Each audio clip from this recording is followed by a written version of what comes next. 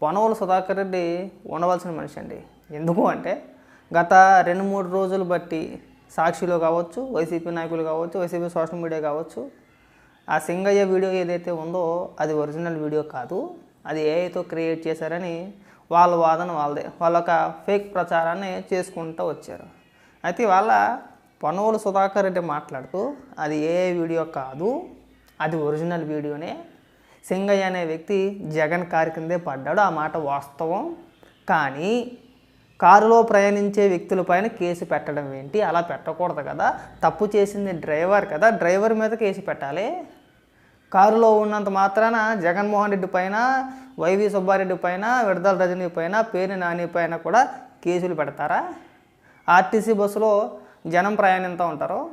RTC bus accident అయితే డ్రైవర్తో పాటు అందులో ప్రయాణించే వ్యక్తులపై కూడా కేసు పెడతారా అని చెప్పేసి మాట్లాడుతున్నాడండి. ఆర్టీసీ బస్సుని, జగన్మోహన్ రెడ్డి కారుని రెండింటిని ఒకటి చేసేసాడు పనోడు. ఎంత దారుణం చూడండి. ఒకసారి ఏమని మాట్లాడుతున్నాడు వినిపిస్తా చూడండి. కారులో ప్రయాణిస్తున్న వ్యక్తులు ప్రపంచంలో క్రిమినల్ లాలో ఏ రోజు కూడా ఏ కేసు కూడా వాళ్ళు ముద్దాయిలు కావు. మనం ఆర్టీసీ బస్సులో పోతుంటాం, డ్రైవర్ యాక్సిడెంట్ చేస్తాడు, ఆ ప్రయాణికులు కూడా ముద్దాయి చేసేస్తారు ఈ గవర్నమెంట్ లో, ఈ రాజ్యాంగంలో. మీరు అడ్వకేట్ ఎలాగయ్యారో దేవుడికే తెలియాలండి. ఆర్టీసీ బస్సుని, జగన్మోహన్ రెడ్డి కారుని రెండింటిని ఒకటి చేసేసారండి. సరే, ఎప్పుడైనా యాక్సిడెంట్ జరిగితే పోలీసు వారికి తప్పుడు సమాచారం ఇచ్చి చెప్పపెట్టకుండా వెళ్ళిపోరండి కార్లు తీసుకొని. యాక్సిడెంట్ జరిగి ఎవరైనా ఒకరు చనిపోతే, లేదంటే చావు బతుకుల మధ్య ఉన్నా, లేదంటే తీవ్రమైన గాయాలైనా సరే వాహనాలను అక్కడే ఉంచి, యాక్సిడెంట్ అయిన ప్రాంతం ఏదైతే ఉందో అక్కడే ఉంచి పోలీసు వారికి ఇన్ఫామ్ చేస్తారు. ఫస్ట్ పోలీసు వారు వచ్చి సంఘటనా స్థలాన్ని పరిశీలించి కేసు నమోదు చేసుకున్న తర్వాత వాహనాలని సీజ్ చేస్తారు. అది ప్రాసెస్. అది మనలా వెళ్ళిపోరండి. వెళ్ళిపోతే అది హిట్ అండ్ రన్ అవుద్ది. అప్పుడు కారు నడిపే వ్యక్తి పైన, కారు యజమాని పైన, కారులో ప్రయాణించే వ్యక్తులపైన కూడా చర్యలు తీసుకుంటారు కదా. ఆయన ఆర్టీసీ బస్సుకి, జగన్మోహన్ రెడ్డి ప్రయాణానికి, కారుకి ఏమన్నా సంబంధం ఉందా అండి? జగన్మోహన్ రెడ్డి రోడ్డు షో చేసుకుంటూ వెళ్ళాడండి. ఆర్టీసీ బస్సు ఎక్కడ, జగన్మోహన్ రెడ్డి కారు ఎక్కడ? అసలు ఎలా లింక్ ఎలా పెట్టబుద్ధి అవుతుందండి మీకు? నాకు అర్థం కావట్లా. మీరు, నేను చెప్పాను కదా, అడ్వకేట్ ఎలాగయ్యారో ఆ దేవుడికే తెలియాలి. మా కర్మ అనుకోవాలి. మాట్లాడితే ఒక అర్థం పర్థం ఉండాలి సార్. మనం మాట్లాడితే ఒక అర్థం ఉండాలి. మీరు గుద్దేసి వెళ్ళిపోతారా, తొక్కేసి వెళ్ళిపోతారా? పైగా విచిత్రం ఏంటంటే ఇక్కడ గుద్దేసిన విషయం జగన్మోహన్ రెడ్డికి తెలుసు, విడదల రజనీకి తెలుసు, పేర్ని నానికి తెలుసు, వైవి సుబ్బారెడ్డికి తెలుసు. వీళ్ళందరికీ 18వ తారీఖునే సింగయ్య అనే వైసీపీ కార్యకర్త మన కారు కిందే పడి చనిపోయాడనే విషయం వాళ్ళకి తెలుసు. వాళ్ళ నాయకుల్ని పంపించారు. అమ్మట్రంబ వెళ్ళాడు అక్కడికే, విడదల రజనీ వెళ్ళింది, అలాగే కొంతమంది నాయకులు వెళ్ళారు. 10 లక్షల రూపాయలు చెక్ ఇచ్చారు. వాళ్ళ కుటుంబ సభ్యులు ఎవరిని మాట్లాడకుండా చేశారు, బయటకు వచ్చేసారు. వాళ్ళని కూడా బాగానే ఉంది. ఆ రోజు తెలుసుగా మీకు, 18వ తారీఖునే తెలుసు కదా.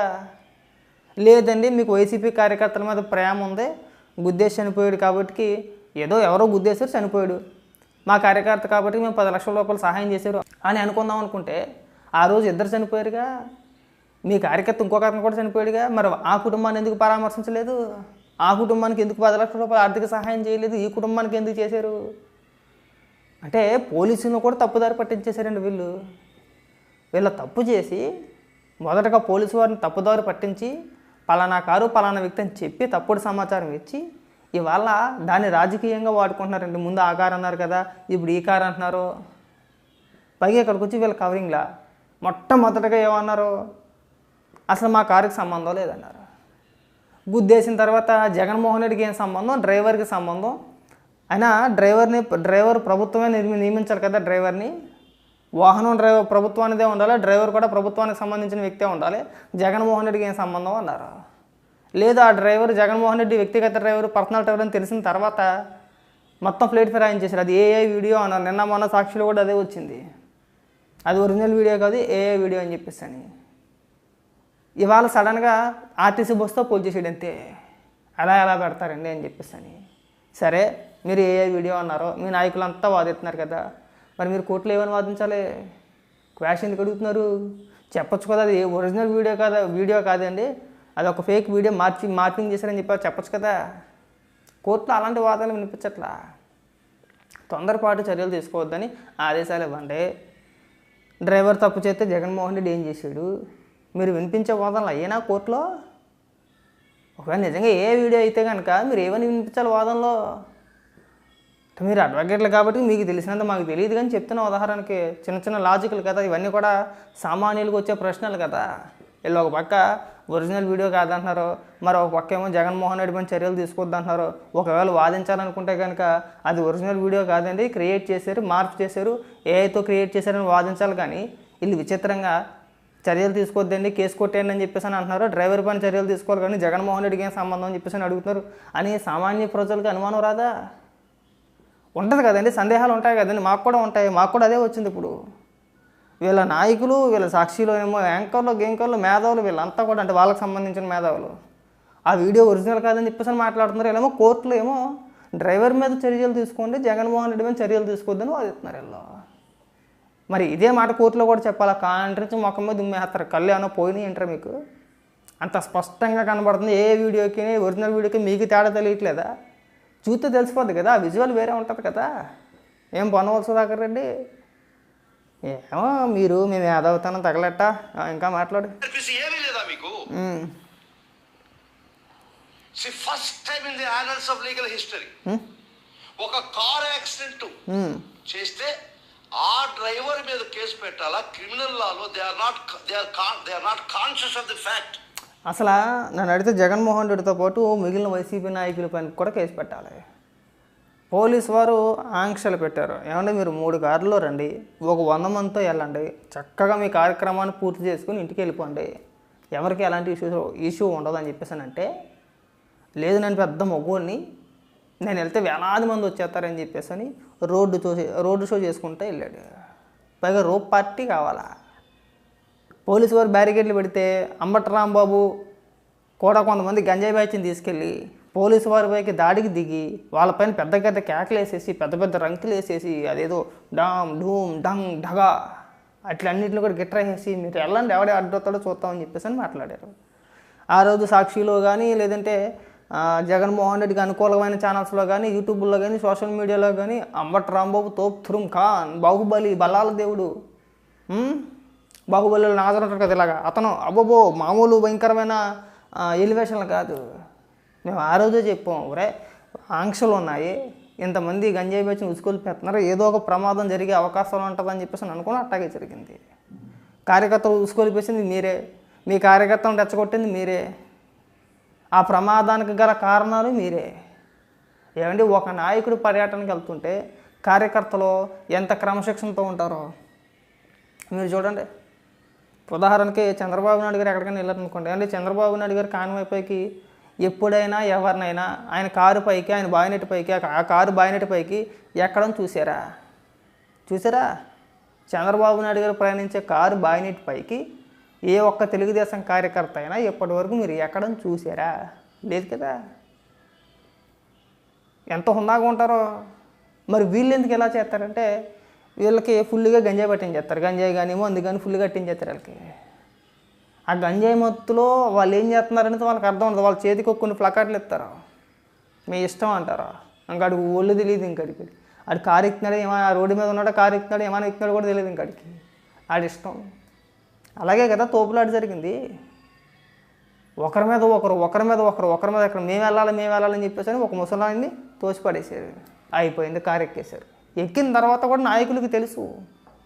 మీరు బాగా గమనించండి, ఎఫ్ఐఆర్లో పేరు నాని పేరు ఉంది, విడుదల రజని పేరు ఉంది, వైవి సుబ్బారెడ్డి పేరు ఉంది. ఇంత రచ్చ జరుగుతుంది ఇన్ని రోజులు బట్టి. దాదాపు 18వ తారీఖున జరిగింది, తర్వాత 2-3 రోజుల తర్వాత అనుకోండి వీడియో బయటకు వచ్చింది. ఇవాళకి ఒక 4-5 రోజులు బట్టి ఇష్యూ నడుస్తుంది. అసలు విడుదల రజని కానీ పేరు నాని కానీ ప్రెస్ మీట్ పెట్టి ఆ రోజున జగన్మోహన్ రెడ్డి ప్రయాణించే కారులో ఎలాంటి ప్రమాదం జరగలేదు, కారుకి కానీ కారు కింద కానీ ఎవరు పడలేదు, అసలు మా కారు తొక్కలేదు, మా కారు కింద పడలేదు అని చెప్పేసి అని ఏ ఒక్కరైనా సరే ప్రెస్ మీట్ పెట్టి మాట్లాడారా? లేదు కదా. జగన్మోహన్ రెడ్డి తర్వాత కూడా మాట్లాడాడు, నిన్న కూడా మాట్లాడాడు. నిన్న మాట్లాడినప్పుడు ఆ ప్రస్తావన ఎక్కడ తేలా. జగన్మోహన్ రెడ్డి మాట్లాడినప్పుడు నేను అక్కడ ఆ ప్రస్తావన ఎక్కడ తేలా. మరి విడుదల రజని ఏమైపోయింది, పేరు నాని ఏమైపోయాడు, వైవి సుబ్బారెడ్డి ఏమైపోయాడు, వీళ్ళు ఎందుకు మాట్లాడట్లేదు? వీళ్ళు మాట్లాడకపోక పైగా సోషల్ మీడియాలో ఎలివేషన్లో అదొక దరిద్రపు కొట్టి ఎలివేషన్లో. పోలీసు వారు జగన్మోహన్ రెడ్డి కారుని సీజ్ చేస్తే 24 గంటల్లో కొత్త కారు వచ్చేసిందని ఉక్కుడు.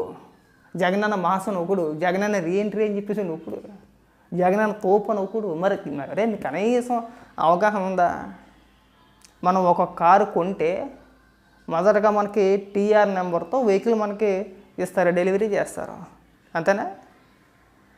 మనకి రిజిస్ట్రేషన్ నెంబర్ రావడానికి ఒక 10 రోజులు 15 రోజులు పట్టుద్ది. అలాంటిది 24 గంటల్లో కొత్త కారు విత్ రిజిస్ట్రేషన్ నెంబర్తో, అది కూడా బుల్లెట్ ప్రూఫ్ వెహికల్ మళ్ళీ కొత్త ఎలా తెస్తాడరా అసలు? అది సాధ్యమేనా అసలు? జగన్మోహన్ రెడ్డికి 2, 3 ఉన్నాయేమో బుల్లెట్ ప్రూఫ్ వాహనాలు, కాదని అట్లేదు, ఉండొచ్చు, ఉంటాయి కూడా, లేకుండా అయితే ఉండవు. ఒక కారు ఎత్తుకెళ్ళిపోయారు, ఇంకో కారుని తీసుకుని వాడుకుంటున్నాడు. ఆ మాత్రం దానికి పులి, సింహం మామూలు ఎలివేషన్ కాదు. 24 గంటల్లో కొత్త కారుని దింపచ్చు. 24 గంటలు అది ఎలా సాధ్యంరా? ఎలా అయిపోద్ది? నీకేమైనా షోరూమ్ వాడు ఏమైనా బుల్లెట్ ప్రూఫ్ వాహనం ఏమైనా అమ్ముతాడా? నార్మల్ వెహికల్ కదా అమ్మేది కదా. అంతే, మేము గొర్రెలు అనేది అందుకే మిమ్మల్ని గొర్రెల మంద అనేది అందుకే ఊరికే అనం మేము. ఇది పచ్చి గొర్రెల మందరు అంటే అందుకే అంటాం ఊరికే. ఏది పడితే అది నమ్మేస్తుంటారు అడ్డగోలుగా. ఎవడో ఏదో ఒక పోస్ట్ వేయడని చెప్పేసి దాని మీద ఏకంగా కొంతమంది వీడియోలు కూడా చేసేసారు. 24 గంటల్లో కొత్త కారు దింపేసాడని చెప్పేసి. అది అసాధ్యరా నాయన. ఉన్న వాహనాన్నే వాడుతున్నాడు, ఇంకొక వాహనం ఉందేమో వాడుతున్నాడు, అంతే తేడా. ఇంక ఈ అప్పాబాయి ఎలివేషన్లో మాకంటే చాలా చండాలంగా ఉంటుంది.